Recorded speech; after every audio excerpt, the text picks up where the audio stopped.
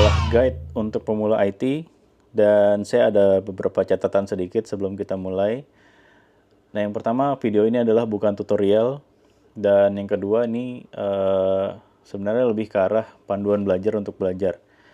Nah, yang saya bisa bilang adalah tadinya saya mau coba bikin tutorial juga sama kayak tutorial lain yang ada di website, kemudian saya bikin di YouTube gitu ya. Ternyata kalau saya bikin dan saya rekam, jelas mereka lebih baik. Mereka lebih baik, cara penuturannya saya punya fokus yang kepecah-pecah gitu ya. Istilahnya saya belum pantas untuk membuat tutorial-tutorial tersebut gitu. Nah, yang sekarang saya bisa sampaikan ke teman-teman adalah guide basic dan ini semacam quick start lah untuk teman-teman memulai skill atau karir di dunia IT. Mungkin teman-teman pernah dengar 10,000 hour rule. Rule itu istilahnya adalah istilah yang dipopulerkan oleh Malcolm Gladwell, buku blockbuster namanya Outliers. Yang saya baca ini di salah satu site di internet.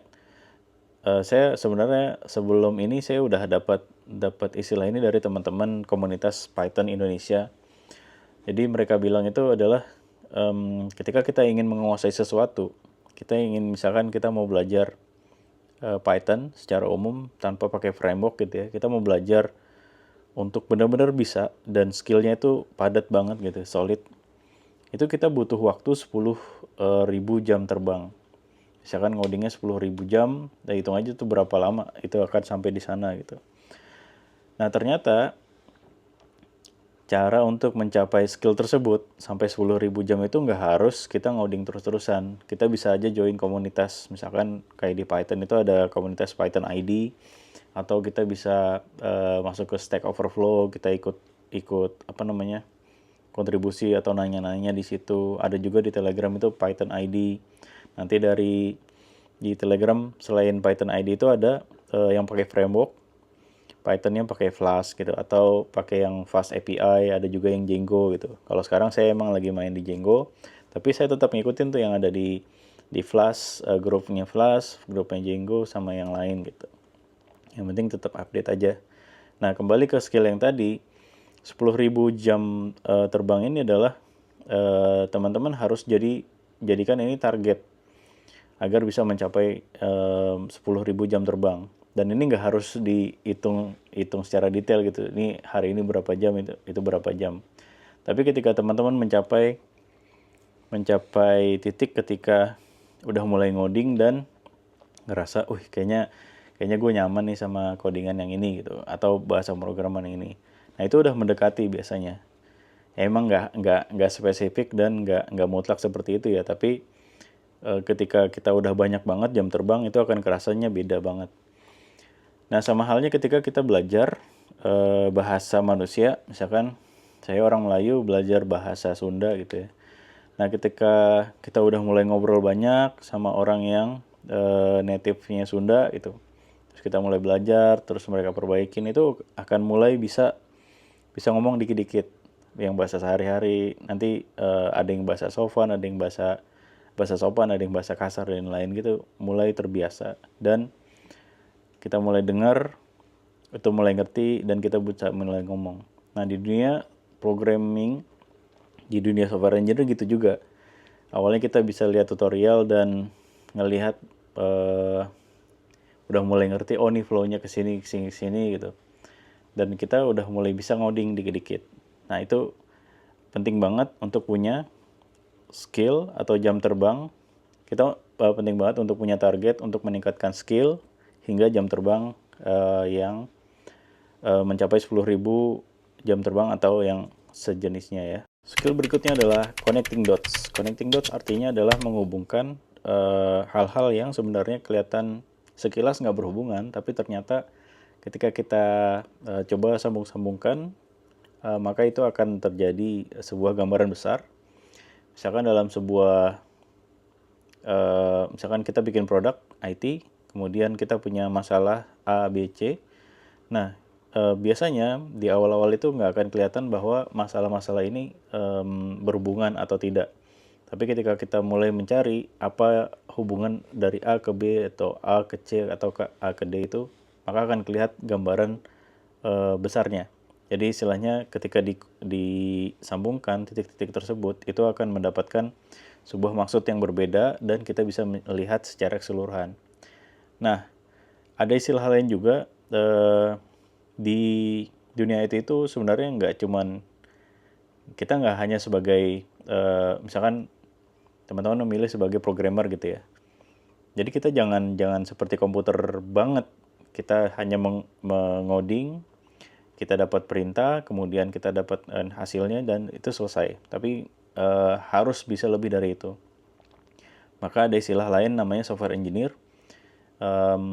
Kalau teman saya di kantor lama itu mengatakan bahwa software engineer itu lebih ke arah menggunakan apapun yang berhubungan dengan software untuk membuat sebuah solusi dari tas-tas yang kecil. Jadi palu gada lah, tapi di dunia software gitu. Jadi gue bisa pakai ini. Yang penting semua selesai dan rapi dan bisa dikerjakan oleh orang lain juga jika ada yang meneruskan. Nah, istilah lain lagi yang berhubungan sama ini adalah ketika kita bisa connecting dots dan kita bisa melihat produk tersebut sebagai sebagai bisnis gitu ya. Nah, maka kita akan melihat itu secara, kalau CTO saya dulu yang di kantor lama itu bilang, ini kita harus melihat dari sisi eagle view.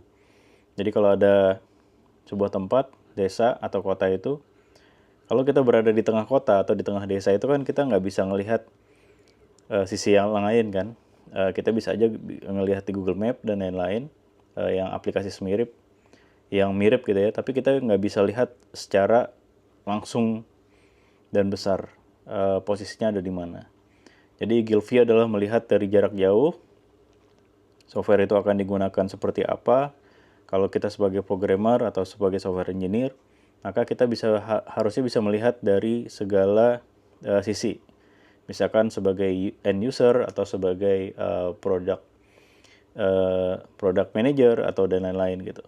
Nah, intinya adalah kita bisa menyambungkan titik-titik tersebut tadi, mendapat gambaran secara umum dan kita bisa lihat secara luas dari sisi lain. Intinya seperti itu ya. Skill berikutnya adalah berpikir logis seperti komputer. Jadi agak aneh dibandingkan berpikir logisnya manusia, tapi sebenarnya ini adalah basic dari berpikir logis secara umum.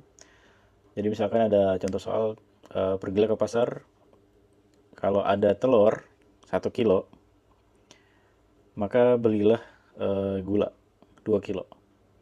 Nah, kalau manusia biasa, itu belinya telur 1 kilo ditambah gula 2 kilo. Tapi kalau cara berpikir komputer, itu telurnya nggak dibeli, cuma gulanya aja yang dibeli. Gitu. Oke, aneh tapi itu sangat membantu dalam berpikir logis seperti komputer. Skill selanjutnya adalah menggunakan Google Search tapi pada level yang lebih advance.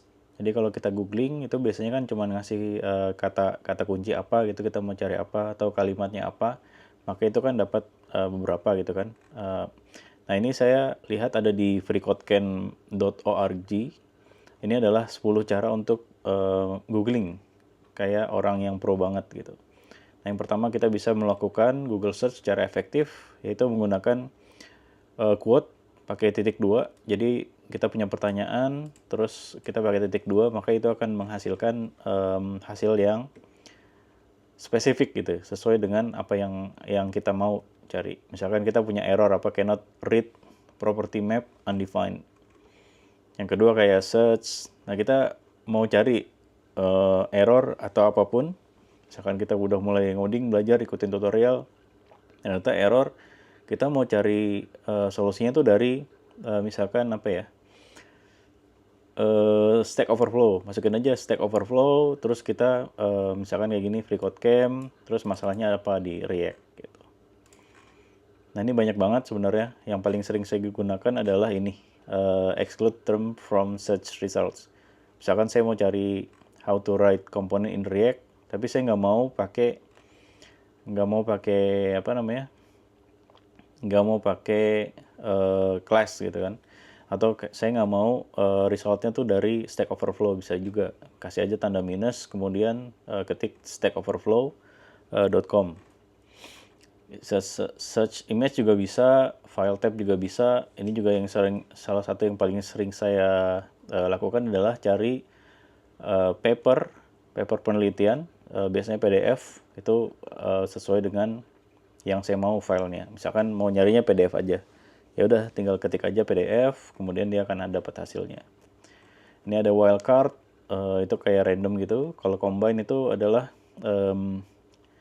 hanya kata yang spesifik aja gitu. Misalkan atau Angular atau React, atau Angular dan React. Ya macam-macam, silakan dibaca aja, nanti saya taruh linknya di deskripsi. Skill berikutnya adalah melatih common sense. Jadi common sense itu apa namanya, istilah sederhananya adalah akal sehat.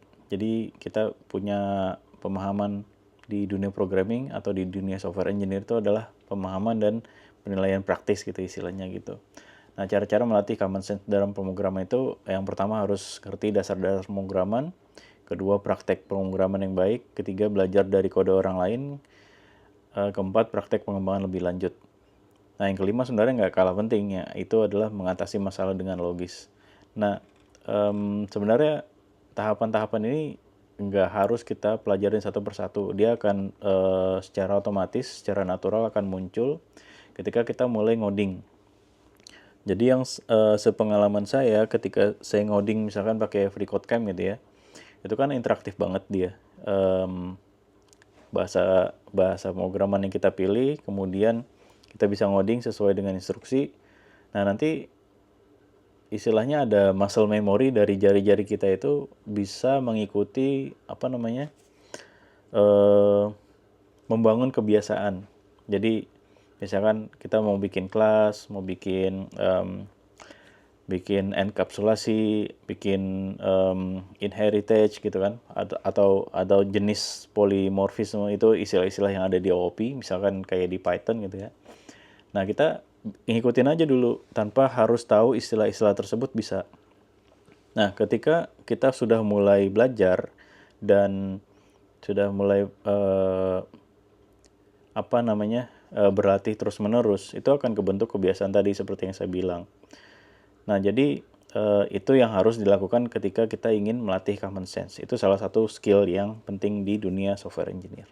Oke, itu aja yang bisa saya sampaikan hari ini. Mudah-mudahan bermanfaat. Kalau ada pertanyaan, tulis aja di komen.